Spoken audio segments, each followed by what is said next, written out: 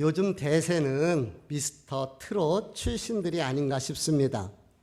미스터 트롯 이 결승전에 올랐던 인물 중에서 아주 특이한 인물이 하나 있는데 한국의 파바로티를 꿈꿨던 김호중이라는 그러한 사람이에요.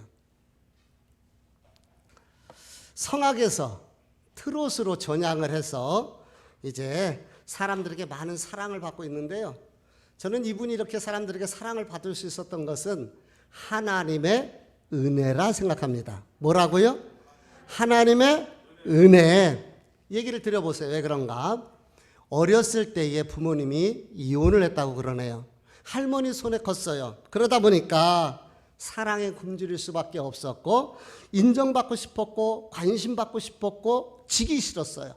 그러니까 싸움을 하기 시작했다는 거예요. 이종 격투기 자격증까지 있다고 그래요. 그 폭력 세계에도 들어갈 정도로 그렇게 정말 거칠게 어렵게 살았습니다. 그런데 하나님께서 아버지 같은 한 사람을 만나게 해준 거예요. 그분이 김천 예술고등학교의 음악 선생님이신 서수용 집사님이에요. 서수용 집사님이 이 김호중이를 만나고 천부적인 재질을 갖고 있다는 것을 알게 됩니다. 그래서 김천 예술고등학교에 진학하도록 도와주고 공부할 수 있도록 뒤에서 후원을 해줬어요. 친구들과 어울리를 못해요. 친구가 없어요. 그러니까 맨날 수업 시간에도 뒤에 앉아서 잠이나 자고 학교에서 중간에 없어지기도 하고 퇴학당할 뻔한 적도 있고 그런데도 얼마나 많은 위기들이 있었겠어요. 이 선생님이 끝까지 뒤에서 보호를 해주는 거예요. 고등학교 얼마나 어려요. 우리가 봤을 때. 근데 그 고등학교 때 친구들하고 낚시터를 운영해가지고 낚시터를 관리하느라고 밤새 거기서 있다가 아침에 선생님 차 타고 학교 가고 그러니까 무슨 공부가 됐겠어요. 그런데 하나님께서는 서수용 집사님을 통하여 그를 돕도록 하고 그가 잘못되지 않도록 끝까지 보호하게 됐습니다. 그래서 그렇게 해서 이 거칠게 자랐던 이 김호중이가 이제 고딩 그 파바로티를 꿈꾼다면서 스타킹에 나오게 됐고 이로 인해서 영화까지 이렇게 만들어지게 됐다는 거예요. 그리고서 그 박태환, 김연아 선수가 받았었던 그 대한민국 인재상을 2009년도에는 받게 됐다고 그럽니다. 한 분의 희생과 헌신을 통해서 한 사람이 만들어지게 된 것입니다. 그러니 하나님의 은혜일 수밖에 없는 거죠. 이따가 이 2015년도 그 선교대회에서 불렀던 하나님의 은혜라라는 그 김호중의 찬양을 한번 헌금 시간에 들어보도록 하기로 하고요. 우리 주변에 보면은 천사가 있어요. 천사는 하나님께서 돕도록 붙여준 것이잖아요. 그런데 우리 눈에 보이지 않는 천사도 있는데 우리 눈에 보이는 천사도 있다는 거예요. 우리 눈에 보이는 천사가 어떤 천사인가요? 바로 사람 천사인 줄 압니다. 하나님께서는 우리가 살아가는 과정 속에서 곳곳에 사람 천사를 동원해 주셔서 보호해 주고 지키도록 한 거예요. 저와 여러분의 삶 속에 이런 돕는 사람 천사가 많았으면 좋겠고요. 특별히 우리 자녀들이 성장하는 과정 속에서 때마다 일마다 하나님께서 돕는 천사를 붙여주셔서 필요할 때 필요한 도움을 받는 인도함을 받는 이런 축복의 역사가 있기를 원합니다. 복 중에 복이 무슨 복이에요? 인복인 거예요. 그게 바로 돕는 천사 아니겠습니까? 오늘 저와 여러분이 그 돕는 천사의 도움을 받았으면 좋겠고요. 한 걸음 더 나아가서 우리가 서수용 집사님처럼 누군가를 이렇게 돕고 예수님을 만날 수 있도록 이런 통로가 되고 그래서 우리가 돕는 천사가 됐으면 좋겠습니다. 사랑하는 성도 여러분, 섬기며 삽시다. 전도하며 삽시다. 하나님의 은혜로 삽시다. 아멘. 제가 은혜라는 단어를 가지고 오늘 말씀을 시작했는데 이따 결론에서 다시 말씀을 드리기로 하고 지난주 말씀을 잠깐 살펴보도록 할게요. 가룟 유다가 예수님을 은 30개에 팔아먹었어요. 왜 그랬어요? 직접적인 요인이 사단이 그 마음에 생각을 넣어줬다는 거예요. 그러니까 마음이 중요해요. 마음이 영토예요. 마음의 영토, 생각의 영토를 어떤 일이 있어도 우리가 빼앗겨서는 안 되는 거예요. 그래서 무릇 지킬 만한 것보다 내 마음을 지키라. 우리 다 같이 읽어볼까요? 시작.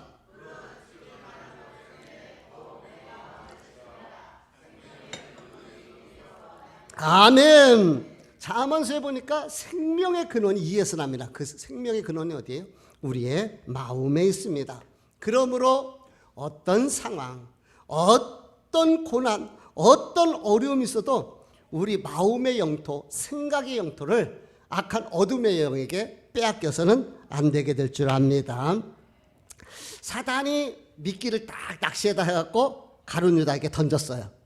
근데 이 가룟 유다가 덥석 그걸 물은 거예요. 그 미끼가 뭐인가요? 이 돈에 대한 욕심, 그리고 예수님을 자기 생각에 끌어맞추려고 하는 자기 가치관 중심, 거기에다 감정, 이것을 관리하지를 못했던 거예요. 우리 주변에 욕심 때문에 망하는 사람들을 많이 보게 되는데 돈에 대한 돈 욕심이 있지요. 또 예수님을 자기 중심으로, 그러니까 자기 욕심이 너무 강해, 자기 욕망이 너무 강한 거예요. 이런 사람도 있고요. 또 거기에 요즘은 참 성적인 문제가 많이 대두가 되고 그러는데요.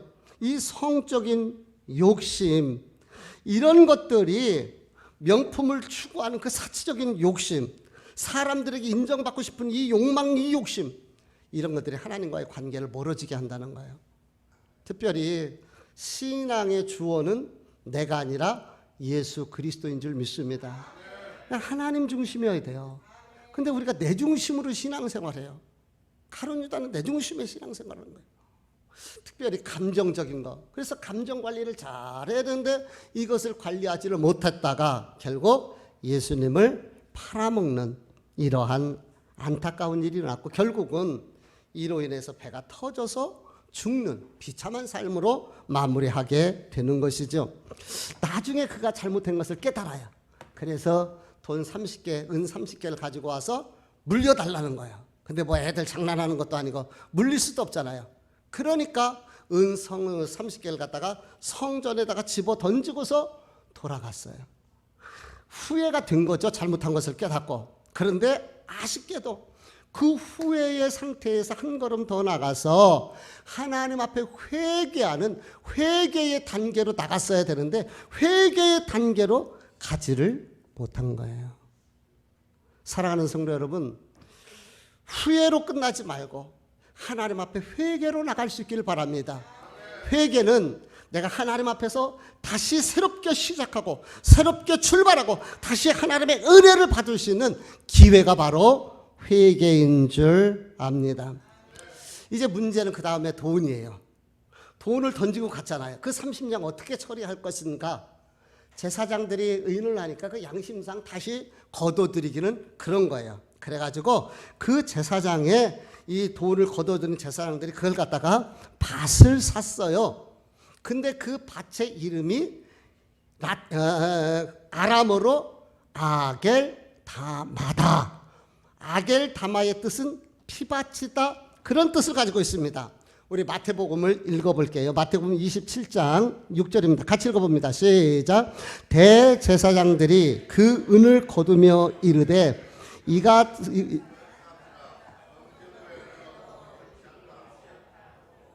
의논하노 이것을 토기장의 밭을 사서 나그네의 묘지를 삼았으니 그러므로 오늘날까지 그 밭을 피밭이라 일컫느니라. 아멘. 밭을 샀어요. 누구의 밭을 샀어요? 토기장이. 토기장이라는 것은 당시에는 다 토기 그릇을 흙으로 만든 그릇을 구워서 사용하잖아요. 그러니까 토기장이라는 것은 생활에 이 필요한 그릇을 만드는 사람인데 주인을 모르는 거예요. 그래서 토기장이라고 이렇게 표현을 하고 있습니다. 그 밭을 사가지고 나그네의 묘지로 삼았다. 이게 무슨 얘기냐면은 사람들이 예루살렘을 순례를 하는데 뜻하지 않는 사고나 질고를 만나서 죽어요. 그럼 묻을 데가 없는 거예요. 특별히 무연고자들 있잖아요. 무연고자들. 지금도 있고 옛날에도 무연고자들이 있었어요. 그 중에서 특별히 외국인들, 유대인들은 외국인을 짐승 취급을 했어요. 그러니까 부정하다 그래서 그들을 갖다가 어디에다 묻어준다는 거 생각도 못하는 거예요. 그들에게는 무덤이 없는 거예요. 그런데 예수님을 팔아먹은 피의 대가를 가지고서 밭을 샀어요. 그 밭의 이름이 아겔다마인 거예요. 오늘 이 마태복음에 보면은 가룟 유다가 판 돈을 가지고 산 밭이 아겔다마다라고 이렇게 표현되어 있는데, 사도행전에 보면은 가룟 유다가 자살한 그 밭 땅이 아겔다마라고 표현했어요. 그러니까 이것을 종합해 보면은 제사장들이 산 그 밭은 가룟 유다가 버리고 간 돈이에요. 그 돈을 가지고 산 밭이 공교롭게도 가룟 유다가 목매어 자살한 그 밭이라는 거예요. 그러니까 제사장들이 그 밭을 살 때 가룟 유다가 여기서 목매 죽었는지 어쩌는지 알지는 못하는지 알았는지는 잘 모르겠어요. 그런데 잘 보세요. 예수님을 팔아먹은 그 돈으로 예수님을 팔아먹은 가룟 유다가 목매어 죽은 그 땅을 사가지고 나그네의 공동묘지로 삼았다는 거예요. 우리나라도 보면은 옛날에 외국인들이 죽으면 한 군데 갖다 묻었어요. 그게 어디에 양화진에 외국인 선교사들이 많이 그곳에 묻혀 있습니다. 이와 같이 이 나그네들을 위해서 그렇게 쓸 수 있는 무덤으로 쓸 수 있는 공동묘지를 샀던 것이죠. 그런 것을 보면은 이 아겔다마는 참으로 정말 비운의 땅이다, 그런 생각이 듭니다. 그렇죠? 비운의 땅이다. 그런데 이것을 믿음의 눈으로 조금만 더 깊이 들여다보면은 이 아겔다마 속에는 하나님의 놀라운 은혜와 섭리와 계획이 그 안에 숨겨져 있는 것을 볼 수가 있습니다. 예수님이 누구신가요? 예수님은 우리의 구원자가 되십니다. 그러면 그분이 구원자가 되기 위해서는 반드시 해야 할 일이 있어요. 그것이 뭔지 아십니까? 피를 흘려야 돼요. 피 흘려서 죽어야지만이 우리의 죄인을 대신해서 구원자가 될 수가 있는 거예요. 대신 죽는 대속의 피를 흘려야만 됩니다. 한 생명이 태어나기 위해서는 반드시 엄마가 피를 흘려 어미의 고난을 통해서 생명이 이 땅에 태어난 것과 같은 이치가 되는 것이에요. 우리 사람들이 이 땅에 태어나서 나그네 같은 세상을 살아가잖아요. 그리고 마지막 안식처가 어디예요? 무덤이잖아요. 그래서 우리나라도 이렇게 이제 무덤에다 볼 때 고이 편히 씻어서, 그래갖고 무덤 자리를 얼마나 잘 삼키는지를 몰라요. 그것은 이유가 있어요. 마지막 편안하게 안식하라, 그런 의미가 동서양을 막론하고 다 그 안에 담겨져 있는 것입니다. 그런데 나그네들, 이방인들, 외국인들은 죽어도 들어갈 무덤이 없는 것이에요. 그런데 우리 주님께서 죽으시면서 죽음의 대가의 그 돈으로 그 나그네들을 위하여 그 나그네들이 안식할 수 있는 그 처소를 제공하고 계시는 것입니다. 그렇습니다. 인생이 나그네입니다. 우리의 삶이 나그네인 거예요. 우리가 쉴 곳이 어디입니까? 바로 예수 그리스도의 품인 줄 믿습니다. 그래서 우리 인생의 아겔다마, 그것은 바로 예수 그리스도의 품이요. 우리 주님은 죽으면서 그 대가로 그 나그네들을 위해서 상징적으로 그 밭을 사서 쉴 수 있는 터를 제공하고 있는 것이죠. 그러니까 이 아겔다마 속에는 피 흘리신 주님, 그 주님의 품만이 우리가 거할 수 있는 안식처임을 미리 이렇게 알려주고 있는 것이다. 이해가 되시나요? 자, 우리 20절 말씀을 한번 같이 읽어보도록 할게요. 시작. 황폐하게 하시며 거기 거하시는 자가 없게 하소서. 요 말씀은 시편 69편 25절의 예언의 성취인 거예요. 그 다음에 읽습니다. 시작. 하였고 또 일러스되 그의 직분을 타인에게 취하소서. 이것은 시편 109편 8절의 말씀이 예언한 그대로 이루어지고 성취된 거예요. 직분을 타인이 취하게 하소서. 이제 그 작업을 지금 하는 거예요. 이제 다 이 가룟 유다는 예언된 그대로 자기 길로 갔고, 그리고 그 사람이 맡았던 그 직분을 이제 제3자를 통해서 세우려고 하는데, 베드로가 그 설교를 하면서 이제 자격이 필요하잖아요. 그 자격이 무엇인가 두 가지를 제공하고 있는데 21절 말씀을 같이 읽어보도록 하겠습니다. 시작. 이러함으로 요한의 세례로부터 우리 가운데서 올려져 가신 날까지 주 예수께서 우리 가운데 출입하실 때에 항상 우리와 함께 다니던 사람 중에 하나를 세워 우리와 더불어 예수께서 부활하심을 증언할 사람이 되게 하여야 하리라. 자, 여기에 보니까 자격이 두 개가 나와요. 첫 번째 자격은 뭐냐면은 예수님과 늘 함께하면서 예수님의 십자가와 예수님의 부활 사건을 직접 목격한 사람, 본 사람인 거예요. 두 번째로는 부활하신 예수 그리스도를 죽을 때까지 증거할 사람. 이 두 가지가 기준인 거예요. 사랑하는 성도 여러분, 우리가 하나님의 자녀로서 우리가 하나님 나라 갈 때까지 평생 해야 되는 것이 두 가지가 있습니다. 하나는 예수 그리스도와 함께 동행하는 삶을 사는 거예요. 주님과 함께하는 삶. 이것이 우리 성도들이 하나님 나라 갈 때까지 해야 할 일이에요. 에녹은 300년 동안 하나님과 동행했다고 그랬잖아요. 그러니까 모든 사역보다도 앞서는 건 하나님과의 관계예요. 내가 무언가를 열심히 큰 일 많이 하는 것보다도 더 중요한 것은 주님과 함께하는 것입니다. 그리고 그 예수 그리스도를 주변 사람들에게 알리는 거예요. 우리가 예수를 만납니다. 예수를 믿습니다. 우리가 구원 받았다면은 예수 그리스도 구원자이신 예수 그리스도를 전하지 않는다는 것은 그건 좀 문제가 있는 거예요. 고민해 봐야 됩니다. 그렇습니다. 평생 우리 주님을 자랑하고 주님을 알리는 그런 삶이 될 수 있기를 축복합니다. 이런 두 가지의 자격의 근거에서 복수로 이제 사람을 추천을 했어요. 그 사람이 누구냐 하면은 바사바라하고 별명은 유스도라 하는 요셉이라는 사람이에요.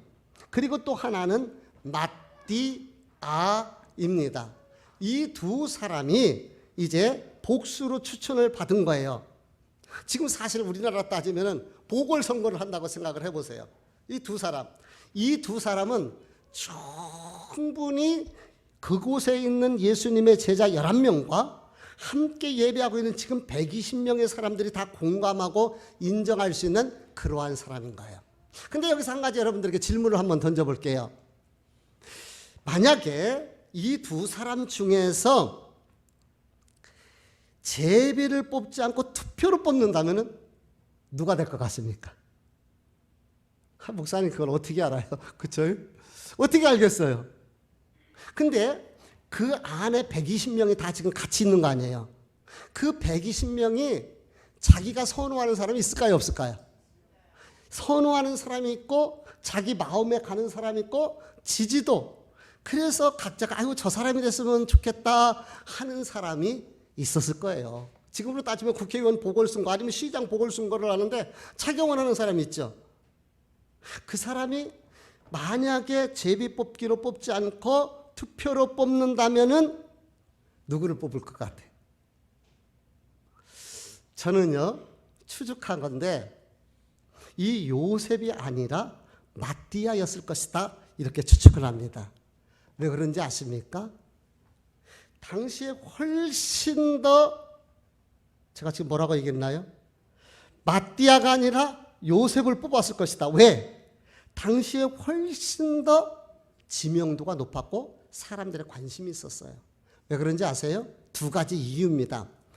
첫 번째로는 보면은 소개가 틀려요. 뭐라고 소개를 하고 있느냐 하면은 바사바라고도 하고 별명은 유스드라고도 하는 요셉이요.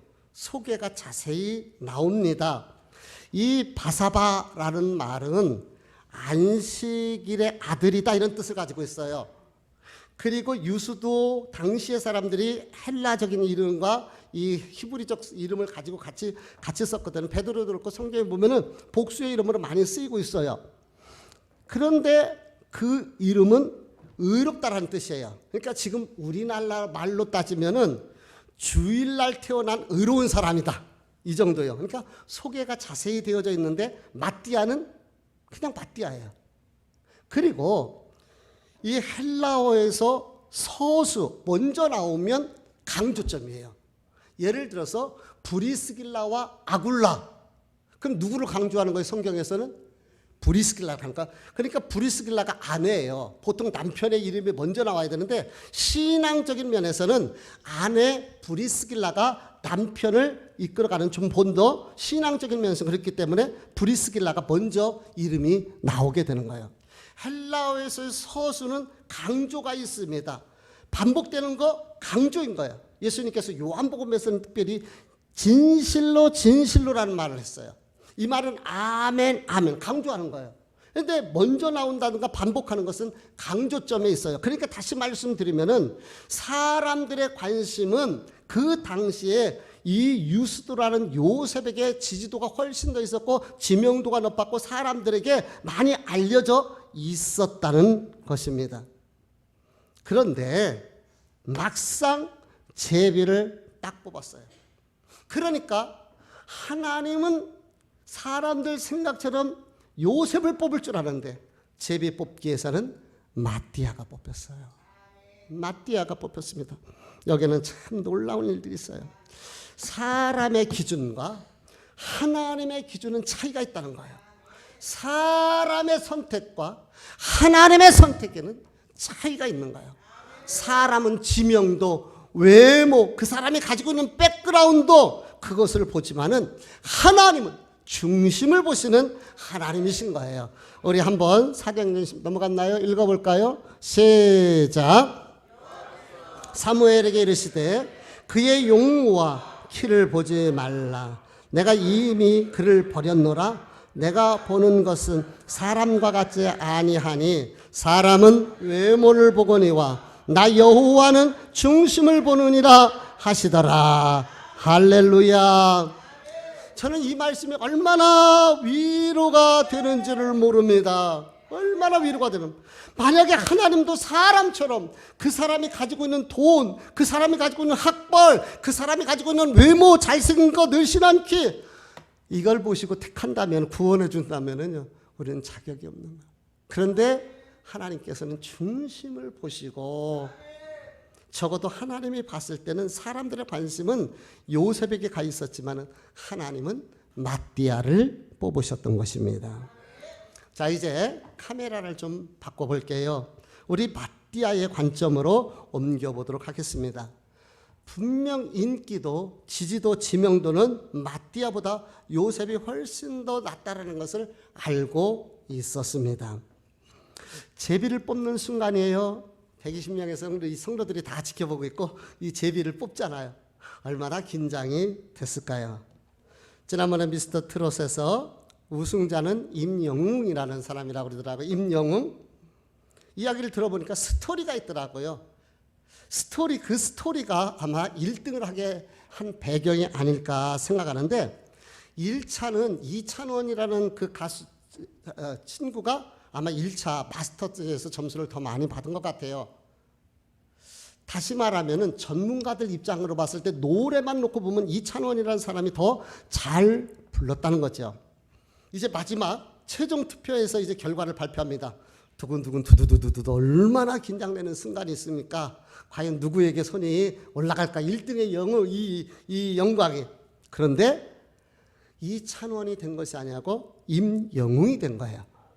봤더니 나중에 보니까 이 실시간 국민투표를 했는데 어마무지하게 했다고 합니다. 그런데 그 실시간 투표에서 임영웅 쪽으로 몰표가 나오는 바람에 전문가들이 봤을 때는 더 잘한 것처럼 보이는데 이 실질적으로 1위는 임영웅에 간 거예요. 그래서 상금 1억 받았습니다. 말이 중요하더라고요. 나중에 하는 얘기를 들어보니까 2020년도에 몇 년 전에 했는지는 모르겠지만 엄마한테 1억 드린다 그렇게 써놓고 그렇게 얘기했대. 근데 진짜 엄마한테 1억 상금으로 드린 거예요. 우리 자녀들이 이렇게 1억씩 상금으로 받아오면 얼마나 좋을까요? 완전 인생 대박 났습니다. 역전이었습니다. 다시 마가의 다락방으로 초점을 맞춰볼게요. 가봅시다. 지금 마띠아와 요셉이 뽑는 거예요. 얼마나 긴장되는 순간입니까? 제비를 뽑았는데 이게 웬일입니까? 요셉이 뽑힐 줄 알았는데 요셉이 아니야. 마띠아가 뽑힌 거야. 얼마나 행복했습니까? 얼마나 감사했겠습니까? 생각을 해보세요. 노래 경연에서 우승한 것과는 비교할 수 없는 예수님의 12제자로 뽑혔단 말입니다. 12명의 제자는 지상에는 모든 성도들을 대표하는 그 영광스러운 곳에 뽑힌 거예요. 그럼 물어볼게요. 왜 하나님께서는 마띠아를 뽑으셨을까요? 모르겠어요. 어떻게 알 수 있습니까? 하나님의 마음인데. 엿장사가 이 가위질을 몇 번 할까요? 어떻게 알겠습니까? 우리는 왜 하나님이 마띠아를 뽑았는지 알 수가 없습니다. 그래서 저는 하나님의 은혜로라고 설명할 수밖에 없습니다. 하나님의 은혜인 거예요. 자, 이 질문을 조금만 바꿔놓고 생각해 봅시다. 하나님께서는 많고 많은 사람들 중에서 왜 나를 부르시고, 왜 나를 하나님의 자녀 삼으시고, 왜 나를 구원해 주셨을까요? 내가 잘나서? 내가 똑똑해서? 내가 헌금 많이 하니까? 아니에요. 내가 잘나서 나의 어떤 배경과 어떤 백그라운드를 통해서 하나님이 부르신 것이 아닙니다. 나에게는 구원받을 만한 자격이 아무것도 없습니다. 그래서 하나님의 은혜인 거예요. 하나님의 은혜로 우리가 하나님의 자녀가 됐고 구원의 역사가 임하게 된 거예요. 이명웅이가 1등으로 해서 1억 받는 것보다도 생명을 구원으로 은혜로 받은 거예요. 비교할 수 없는 참 놀라운 것이죠. 한번 성경을 같이 볼게요. 우리가 잘 알고 있는 것을 로마서 2장, 에베소서 2장 1절 말씀에는 이미 너희는 죄로 죽었다고 이렇게 선포를 하고 있습니다. 로마서 3장 23절 말씀에 모든 사람이 죄를 범하였으며 하나님의 영광에 이르지 못한다고 그랬습니다. 로마서 6장에 23절에 죄의 삭은 사망이요. 히브리서 11장 27절 말씀에 보니까 사람이 한 번 죽는 것은 정한이지요 그 후에는 심판이 있느니라. 이것이 인생이에요. 잘 기억하십시오. 구원의 말씀, 이 말씀. 그렇습니다. 우리가 하나님의 심판대 앞에 설 수밖에 없는 존재예요. 하나님의 공의의 저울 앞에 심판대 앞에 지금 서 있다고 생각해 보시길 바랍니다. 주님이 고개를 돌리면 저 형벌 지옥으로 떨어질 수밖에 없는 거예요. 그 저주의 지옥으로. 매네매네 되길 우발하신 하나님의 공의에 부족하면은요 처절한 지옥에 떨어질 수밖에 없는 거예요. 지금 그 순간에 우리가 쓴다고 생각을 해보세요. 근데 하나님께서 저와 여러분을 사랑하시고 저와 여러분을 구원해 주시고 하나님의 자녀 삼아 주셨습니다. 이 얼마나 감사한 일입니까? 이 얼마나 놀라운 일인가요? 지난 얼마 안 됐습니다. 가남에 있는 한 교회의 장로님이 바깥에서 일을 하시는데 아마 용접 일을 하셨던 것 같아요. 추우니까 잠바를 두텁게 입고 일을 하시다가 불통이 튀어갖고 옷에 불이 붙었습니다. 이게 급하게 옷을 벗어야 되는 이게 두터운 잠바랑 이게 잘 안 된 거예요. 그래갖고요 불 붙어가지고 온 몸이 전신 1도 화상을 입었어요. 완전히 봅니다. 그래서 목사님 수요 중보 기도 때에 기도해달라고 중보 요청을 했고 그래서 우리가 영상으로 지금 기도하고 있잖아요. 제가 여기서 수요일 날 2시에 기도회를 인도하고 있습니다. 영상으로. 그래서 같이 공유를 하면서 기도하고 있습니다. 참 감사하게도 그 많은 그 고통스러운 이 수술을 잘 마치고 나서 지금은 이제 일반 병동으로 옮겼다고 그렇게 이야기를 하더라고요. 그런데 목사님 그 얘기를 하더라고요. 이 잠바가 불이 붙으니까 이게 눌잖아요. 눌어붙잖아요. 그러니까 피부에 그게 다 엉겨버린 거예요. 그러니까 그것을 떼어내려고 그러니 이게 죽음보다도 더 고통스러운 고통이 뒤따라질 수밖에 없어요. 그걸 하나씩 다 떼어버리고 그걸 떼어버려야지 이제 피부 이식 수술을 하니까 얼마나 고통스러웠겠습니까? 그런데 기억하십시오. 지옥은 그것과 비교할 수가 없습니다. 성경은 소금이 불에 튀듯이 튀는데 죽고 싶어도 죽을 수가 없는 그러한 곳입니다. 그런데 세상에 거기에서 저와 여러분이 구원받아 하나님의 자녀가 되고 천국으로 갈 수 있게 된 줄 믿습니다. 이게 얼마나 놀라운 은혜이냐 말이에요. 우리 에베소서 2장 3절서부터 읽습니다. 시작. 그는 허물과 죄로 죽었던 너희를 살리셨도다. 전에는 우리도 다 그 가운데서 우리의 육체의 욕심을 따라 지내며 육체의 마음이 원하는 것을 하여 다른 일과 같이 본질상 진노의 자녀이었더니 긍휼이 풍성하신 하나님이 우리를 사랑하신 그 큰 사랑을 인하여 허물로 죽은 우리를 그리스도와 함께 살리시겠고 너희는 은혜로 구원을 받은 것이라. 아멘. 눈 수술을 하고 나서 가까이 있는 건 더 잘 안 보여. 11포인트 거기다가 제가 크게 했는데도 잘 안 보여서 글씨가 막 헷갈려집니다. 여러분들 좀 양해를 해 주시기를 바라고요. 오늘 성경에는 뭐라고 얘기합니까? 무엇으로 구원받았다고 했습니까? 하나님의 은혜로. 무엇으로 구원받았습니까? 하나님의 은혜로. 하나님이 왜 마띠아를 택하셔서 그 영광스러운 12 제자가 되도록 하는지 알 수가 없습니다. 그래서 하나님의 은혜인 거예요. 하나님께서 많고 많은 사람들 중에서 저와 여러분 같은 죄인을 부르셔서 하나님의 자녀 삼으시고 구원해 주신 은혜, 이게 얼마나 큰 은혜입니까? 그저 하나님의 은혜로라고밖에 설명할 수가 없는 거예요. 하나님의 은혜로라. 베드로가 천국 문 앞에 안내석에 앉아서 이제 기다리고 있는데 아주 중후한 잘생긴 한 신사가 올라왔습니다. 베드로가 무엇을 도와드릴까요? 신사가 답합니다. 예, 천국에 들어가고 싶습니다. 환영합니다. 당신을 맡게 되어 매우 기쁩니다. 우리는 많은 사람들을 저 천국으로 모시기를 원합니다. 그런데 천국에 들어가시려면은 1000포인트를 얻으셔야 됩니다. 그러니까 이 사람이 아주 자신 있게 얘기를 하는 거예요.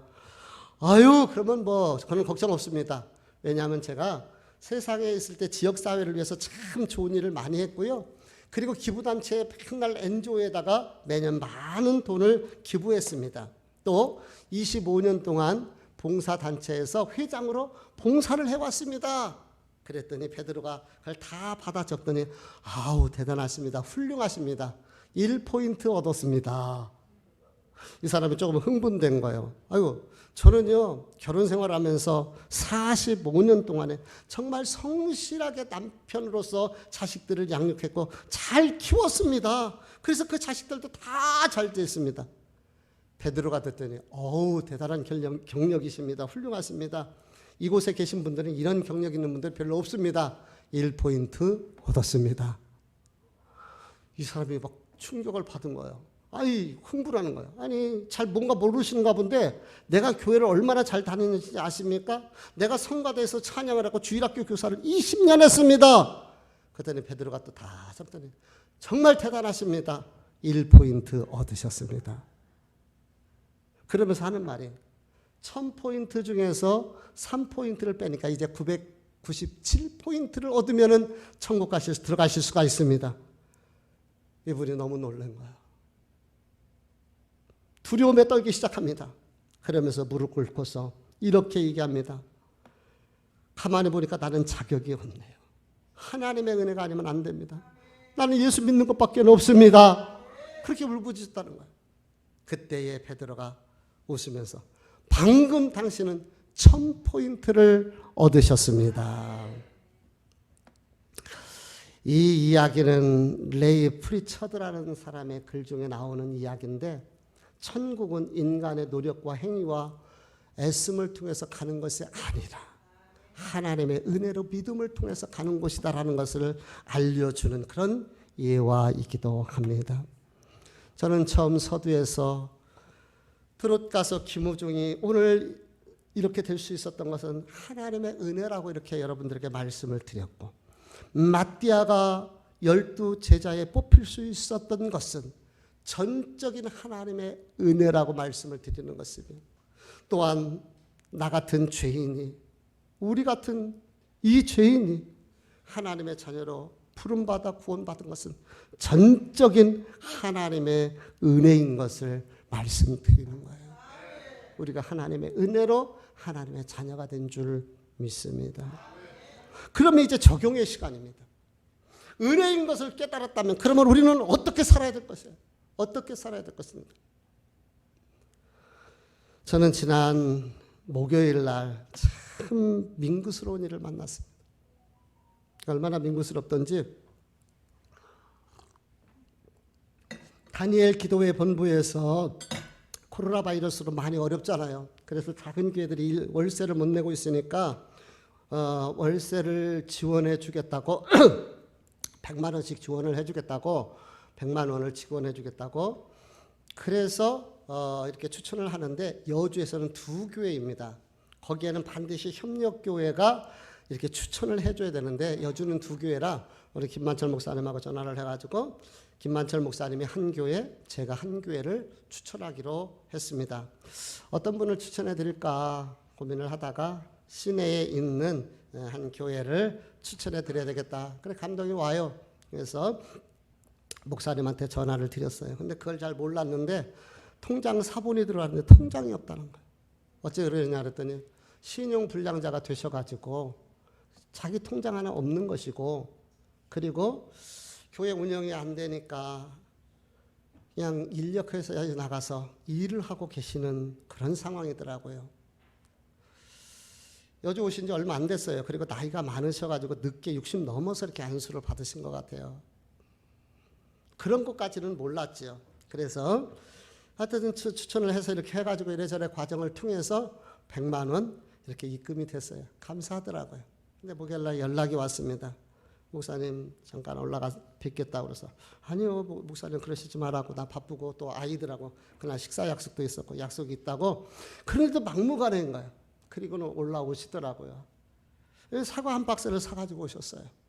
그리고서 저 뒤에 우리 그 총회 헌금과 우리도 그 헌금을 했잖아요. 조금 어려운 교회 조금이라도 했으면. 근데 이제 그 헌금은 우리는 읍에 있는 교회다 하겠다는데 거기에다가 5만 원을 넣어갖고 와서 목사님 기도해 주세요. 그렇게 얘기를 하는 거예요. 저보다 연배가 훨씬 더 많습니다. 헌금 가지고 기도해 달라니까 어떻게 해요? 순종하는 마음으로 기도를 하는데 눈물이 뚝뚝뚝뚝 떨어지는 거예요.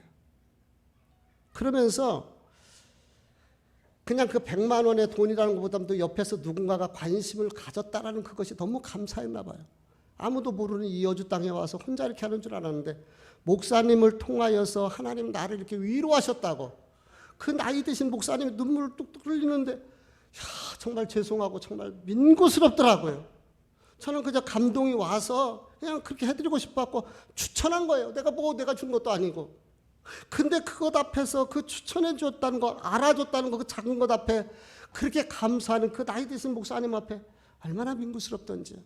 그러면서 제 마음속에 하나님의 은혜가 생각나더라고요.